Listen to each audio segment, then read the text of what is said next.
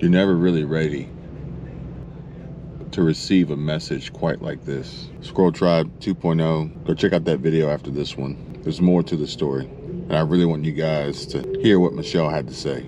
Now, Michelle did send me this video that I'm about to show you, and she sent this to me a short while ago, earlier today. I had no idea that this had been going on since January. This is the first that I've learned and heard of it. Here, I'll go ahead and play it for you guys in case you haven't seen it already, okay? All right, here we go. Take a look at your screen. Just gave birth. I was under a lot of stress. Ah, damn. Shit. Ah, a freaking ad. Always has to be, they always have to play an ad first, right? I started taking Nutrafol. We test our formulations with the highest rigor of clinical trials, and we're the #1 dermatologist recommended hair growth supplement. I noticed it becoming Stronger and thicker. Well, what the heck kind of advertisement is this? What are they talking about here? Thicker? Fuller?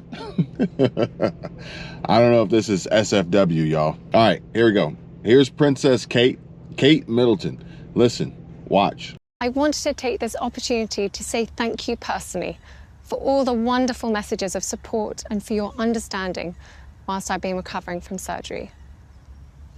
It has been an incredibly tough couple of months for our entire family, but I've had a fantastic medical team who have taken great care of me, for which I'm so grateful. In January, I underwent major abdominal surgery in London, and at the time, it was thought that my condition was non-cancerous. The surgery was successful. However, tests after the operation found cancer had been present. My medical team therefore advised that I should undergo a course of preventative chemotherapy, and I'm now in the early stages of that treatment. This, of course, came as a huge shock. Now, this is extremely important because of three things, really. And we'll begin with detection, treatment, and recovery. But I gotta tell you guys, I don't know how her medical advisors dropped the ball initially. But nonetheless, they don't call it practicing medicine for no reason, right? And William and I have been doing everything we can to process and manage this privately for the sake of our young family. As you can imagine, this has taken time. It has taken me time to recover from major surgery in order to start my treatment. But most importantly, it has taken us time to explain everything to George, Charlotte, and Louis in a way that's appropriate for them and to reassure them that I'm going to be okay. At least for her, she's well off and rich, royalty at that. And this will be the most important factor to ultimately her survival. Now, let's talk about the elephant in the room: misinformation, YouTube, and cancer. Because, to be honest, frankly, we're not allowed to talk about it, and here's why. Let me read this comment to you, okay? So here's the comment. Let me read it to you. I think he's sincere. He seems like a really nice, upbeat guy. I enjoy watching his travels. Now that's really important, really telling, because not everyone is watching for the same reasons, and some viewers and subscribers will take what they hear or think they heard or saw and see as advice. And that isn't necessarily always a good idea, folks. Now this comment here says, he's a salesman or a salesperson. How do you know a salesperson is lying? Their mouths are moving. That's why I don't like that channel. He spreads untruths all the time. Crazy, it's no wonder the girl dumped him. Now, I'm not gonna get into the ins and outs of this channel and this particular creator.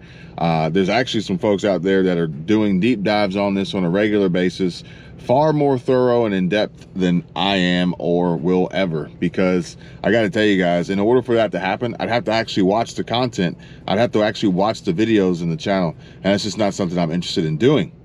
But this is YouTube, and YouTube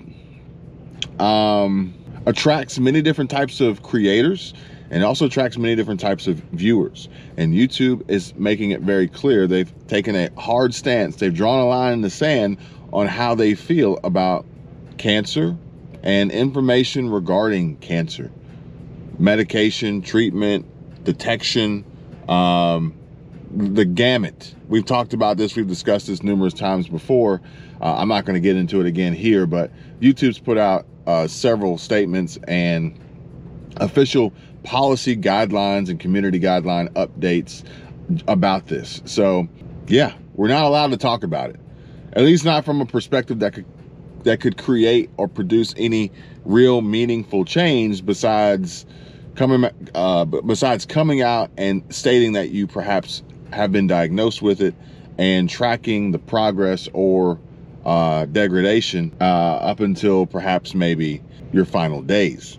But there's a lot of stuff floating around out there on the internet, on social media, on YouTube. But how crazy would it be if this wasn't real, or it was a hoax, or an elaborate and clever scheme, all with the help of AI and what some are calling a body double, or better yet, a clone?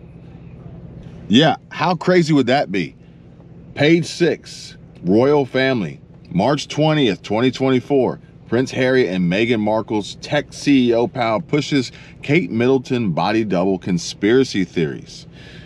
This is wild and crazy stuff, folks. And I actually came across some uploads, some posts, and it says that she was at a farmer's market of some sort. And this is prior to today's cancer announcement video. And they were actually reacting or critiquing her, reacting to her abdominal surgery that she had mentioned in the video, and how she was feeling or recovering, and claiming that it may not have actually been her.